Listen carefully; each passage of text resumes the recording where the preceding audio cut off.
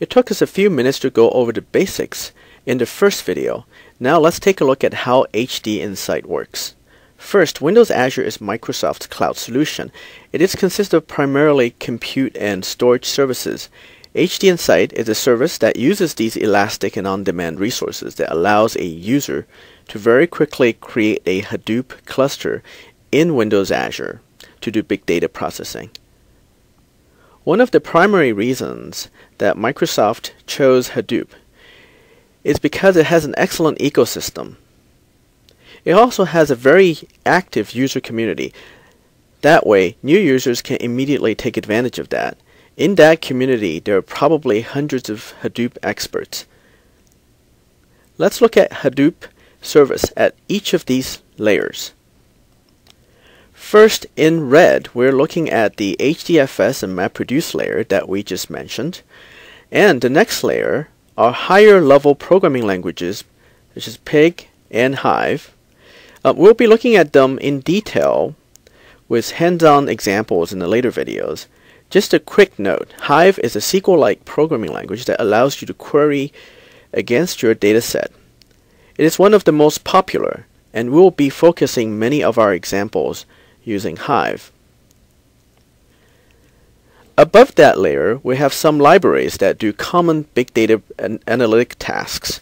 Pegasus is an open source graph library that allows you to map out social network relations. Rdup is really for doing professional statistics analysis, and my personal favorite, Mahout, is for doing basic machine learning, and we'll be showing you examples of them in the video series.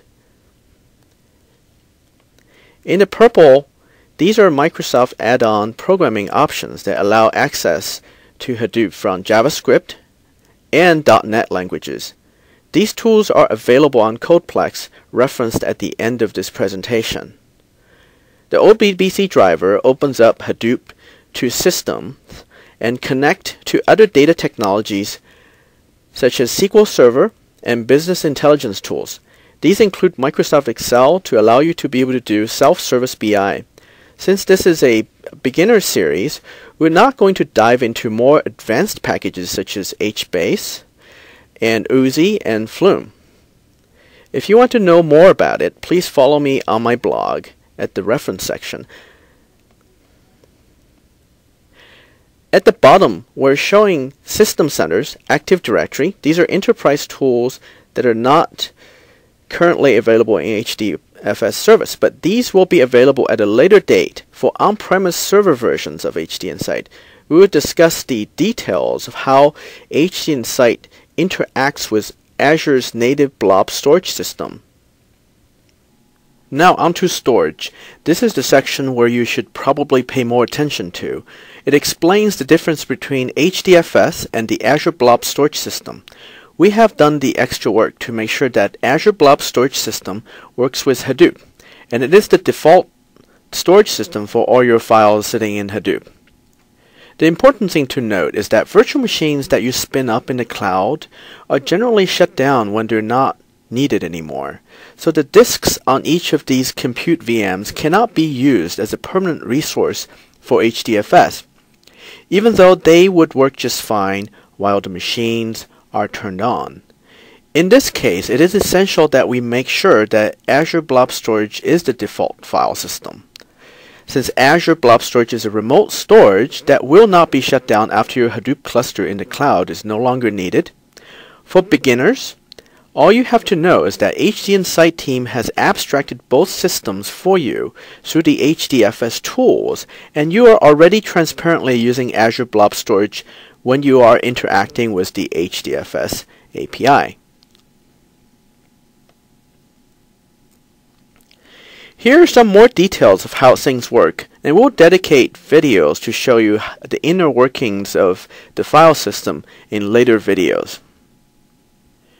There are many options to program against the HDInsight cluster once you have created it. First, you get all the tools and libraries that comes with HDInsight for free. Then we offer .NET developers tools that they are familiar with. And we are also exposing many of the functionalities through the JavaScript programming language.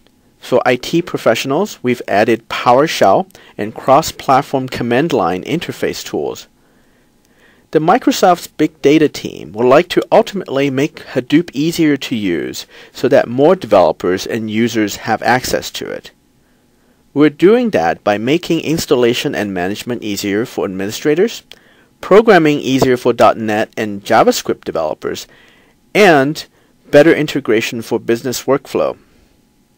Finally, I'd like to emphasize that we're working very hard to make self-service BI tools such as Power Pivot and Power View a priority so that information workers can directly access big data resources in Hadoop through desktop tools that they are familiar with.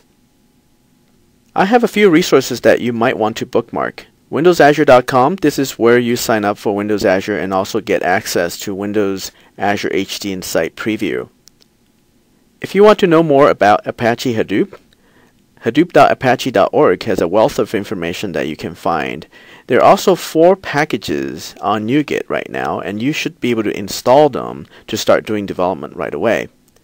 Our current Hadoop SDK is on Codeplex, and if you should have any questions, you can ask me on Twitter, or you can follow me on my Big Data Big Compute blog at blogs.msdn.com/hpctracker. Thank you.